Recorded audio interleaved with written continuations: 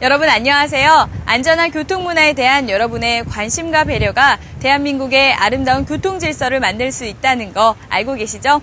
이 점 항상 기억하시면서 평소 연습하신 대로 편안하게 임하신다면 좋은 결과 있으실 겁니다.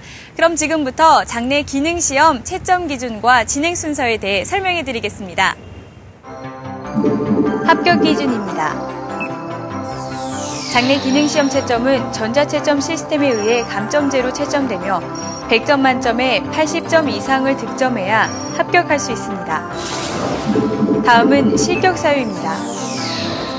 첫 번째, 시험 시작할 때부터 종료할 때까지 좌석 안전띠를 착용하지 아니한 경우. 두 번째, 안전사고를 일으키거나 시험관의 지시 및 통제에 따르지 않는 등 정상적인 시험 진행이 어려운 경우 실격 처리됩니다.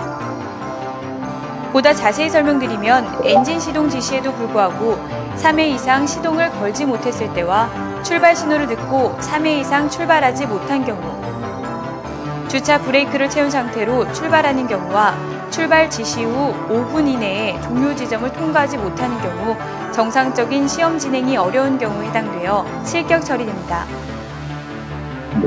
다음은 시험 진행 순서와 감점 항목입니다.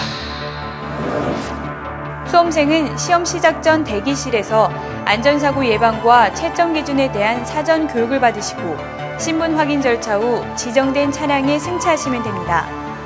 시험 차량의 승차에서는 운전석 및 후사경 등을 본인 체형에 맞게 조절한 다음 차량 내 음성 안내 방송에 따라 좌석 안전띠를 정확하게 착용하시고 엔진 시동을 걸어주시면 됩니다.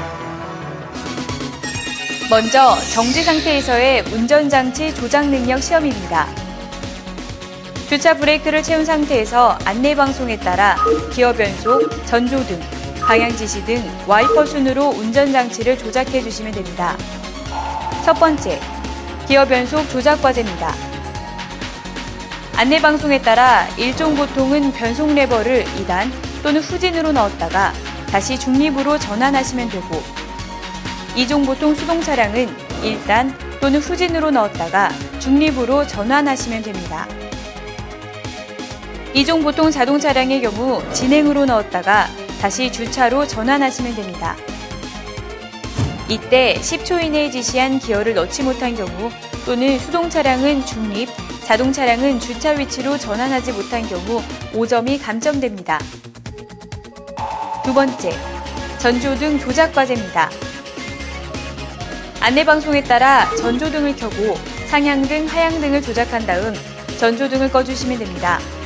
이때 5초 이내에 전조등을 켜지 못하거나 상향등, 하향등으로 전환하지 못한 경우 또는 전조등을 끄지 못한 경우 5점이 감점됩니다.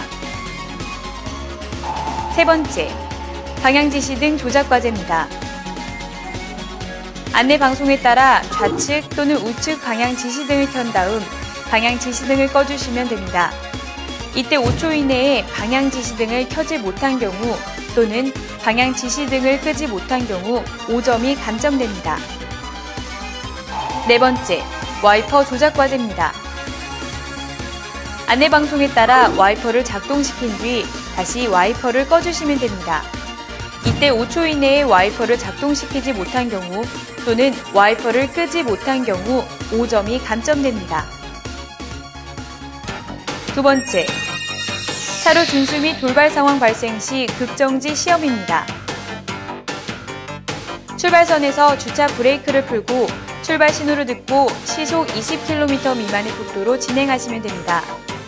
이때 차량 바퀴 중 어느 하나라도 2회 이상 중앙선, 차선 또는 길 가장자리 구역선을 침범하는 경우 차로 준수 위반으로 15점이 감점됩니다. 다만 직선 코스인 경우에는 1회 이상 접촉했을 때 15점이 감점됩니다. 돌발.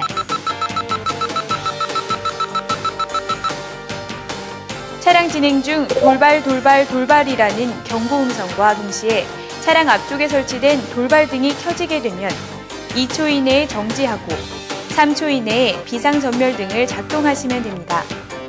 이때 2초 이내 정지하지 못했거나 정지 후 3초 이내에 비상전멸 등을 작동하지 못한 경우 15점이 감점됩니다. 돌발 상황 종료 후 비상전멸 등을 끄고 진행하시면 됩니다. 다음은 종료 지점 통과 방법입니다. 도로 바닥에 표시된 종료선을 완전히 통과하면 시험 종료 방송이 나옵니다. 안내 방송에 따라 차량을 정지시킨 다음 주차 브레이크를 당기고 대기하시면 합격, 불합격 방송이 나옵니다. 이때 반드시 합격, 불합격 방송을 듣고 시동을 끈 뒤 안전벨트를 풀고 안전하게 하차하시면 됩니다. 시험 종료 후 진행 절차에 대해서 안내해드리겠습니다. 기능시험에 합격되신 분은 통제실에서 응시원서를 받아 민원실에서 연습면허 발급 후 충분히 주행연습을 한 이후에 도로주행시험에 응시하시면 됩니다.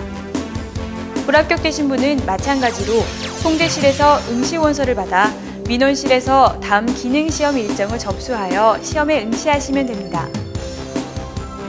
마지막으로 수험생 여러분이 꼭 알아두셔야 할 사항을 말씀드리겠습니다. 첫 번째, 안전사고를 일으켜 다른 사람을 다치게 하거나 차량 시설물을 손상케 하는 경우에는 자기 부담금을 변상해야 하며 실격 처리됩니다. 두 번째, 차량 고장이나 사고 발생 시 또는 앞 차량으로 인해 진행이 불가능한 경우 그 자리에 정지 후 안전원들의 도움을 받으시기 바랍니다. 세 번째, 안내 동영상의 차량과 실제 시험 차량의 조작 방법은 제작회사 및 차종에 따라 다를 수 있으니 참고하시기 바랍니다. 지금까지 장내 기능 시험에 대한 설명이었는데요. 꼭 기억하셔서 좋은 결과 있으시기 바랍니다. 수험생 여러분의 합격을 기원합니다.